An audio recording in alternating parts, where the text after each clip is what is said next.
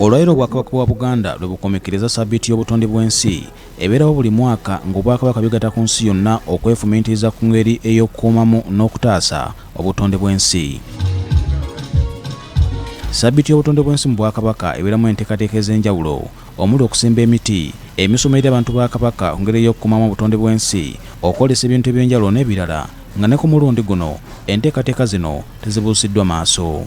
Katikkiro wa Buganda Charles Peter Mayiga yagaddewo enteekateeka eno mu Lubiri e Mengo era asoose kulambula midaala egibadde kabolesa ebintu eby'enjawulo ebisobola okuyamba okukuuma n'okutaasa obutonde bw'ensi.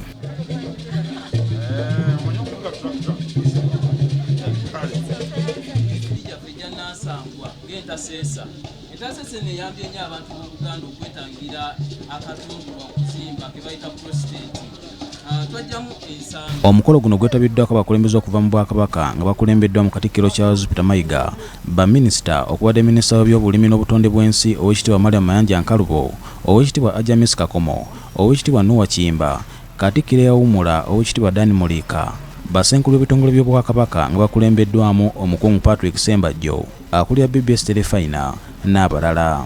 Ate yo gavumenti ya wakati ekiikiriddwa yaliko omumyuka w'omukulembeze w'eggwanga Edward Kiwanuka Sekandi, bannabyabufuzi babadde bakulembeddwamu omubaka wa Lubaga North Ajabubeka Kawalya n'abalala.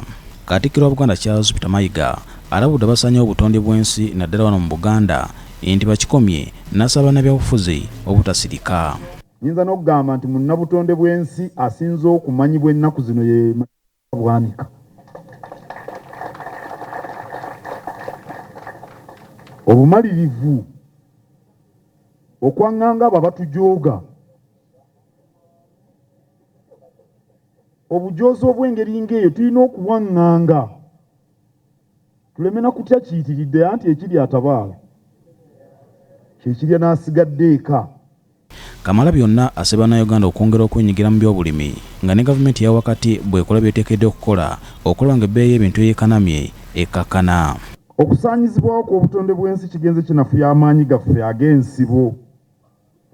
Era kambabuulire, obutonde bw'ensi bwe bufa, ebyenfuna bifa, emmere ebula, obuwangwa bufa, emiziro egimu egy'ebimera gijja kuggweerawo ddala, emiziro egy'ebisolo, ate emiziro ndoze gisinga gya bisolo, ate bya ku ttale. Bwe ginaabula we gibeera emiziro egyo ne gibulirawo ddala ng'ennyonyi endiisa eyinza okuggweerawo ddala nga tekyalina weebeera ng'obutonde bw'ensi butabuse.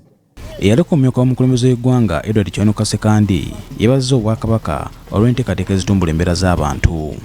Eby'ettaffaali okuzaawo kasubi, masengere, ensonga ssemasonga n'ebirala weebale nnyo weebalire ddala.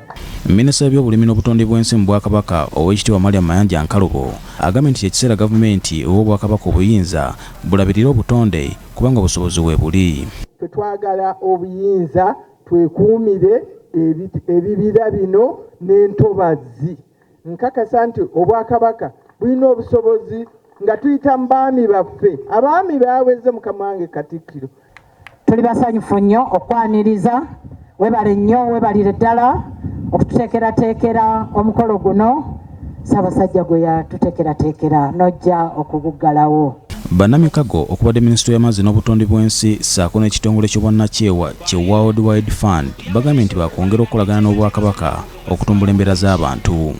In Buganda particularly, some of the degraded wetlands are Lwajai, Sezibwa, Wamala, Kinawataka, Kansanga, Nakivubo, Lubigi, Lumansi.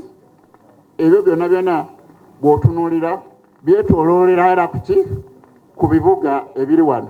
Weewali nnyo ensasage ekwatagana nnyo naki n'okujooga n'okwonoona entobazi. Tusazeewo tukozese enkola eyo ey'okukola n'Obwakabaka kuba butuukira ddala ku muntu owa wansi oba oliawo gwe twandisobodde kutuukako. Nga twazze e Mengo mu Lubiri okwolesa ki AgriShare kyeyagala okubanga etuusaako abalimi. AgriShare Uganda kampuni eyajja okuyamba omulimi n'oyo asuubira okubeera omulimi mu ngeri y'okumpangisa ekyo ky'aba yeetaaga naye nga tasobola kyetuusaako ku bwannannyini essaawa ezo. Mu bintu bye tupangisa mwe muli ettaka kuva ku eka emu kutuuka ku square mile ate mu kitundu ky'oyagala ku kasente akatono ddala. Omubaka wa Lubaga North mu Parliament Ajja Beka Walya agambye nti ng'ababaka bakufuba okulanga omuze gw'okutyobola obutonde gukoma nga bayita mu kuteekawo amateeka agakwata abo abatyobola obutonde. Ng'abakulembeze era naffe twolekeddwa eddimu ddene nnyo ery'okusigala nga tusomesa abantu baffe okusimba emiti okwetooloola Uganda yonna, era nvumirira ne sekuvumirira buli mukulembeze yenna avaayo n'aleeta ekiteeso mu Parliament ekyokuba nti badigazeetinga ebibira byaffe.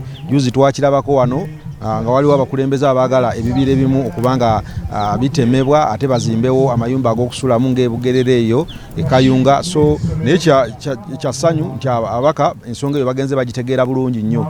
Nsaba gavumenti etekeko omukono ogw'ekyuma ku bannamakolero bano bamusiga nsimbi abayingirawo nga tebafaayo nnyo okutaasa obutonde bw'ensi.